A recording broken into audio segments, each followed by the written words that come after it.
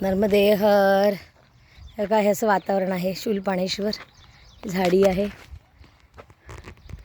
हे डोंगर आहेत. हे हिरालाल रावत यांचं घर आहे. हिरा मामा यांच्या घरी मी राहिली आहे आज. मग पुढे जाणार. हा बिजासनहून येणारा ब्रिज आहे, बडवानीहून येणारा. अशी मैया ही पुढे जाते. आत्ता मी आणि त्या हिरालालची त्यांची पत्नी अशा आम्ही मैयाच्या किनारी आत्ता आलेलो आहोत.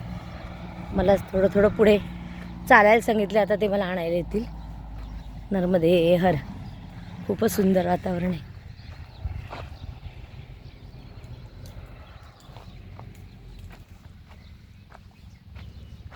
ह्यापूर्वी इथे शूलपाणेश्वरला भिल्ल लोकांकडनं परिक्रमावासी सगळे लुटले जायचे. म्हणजे इतके लुटले जायचे की त्यांचे कपडेसुद्धा त्यांच्या अंगावर ठेवले जात नसत.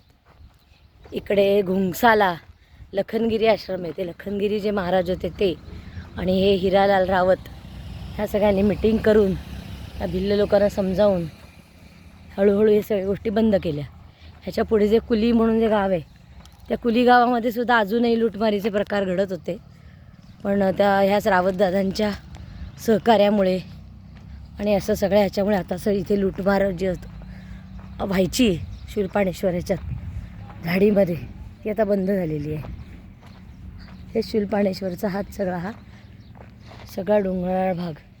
इथे कोणी माणसं नसतात, कोणीच नसतं इथे. कोणाला मारलं तरी कळणारसुद्धा नाही.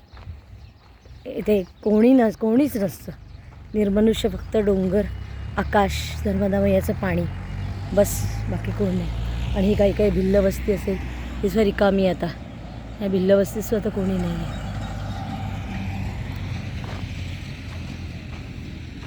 नर्मदे हर, नर्मदे हर.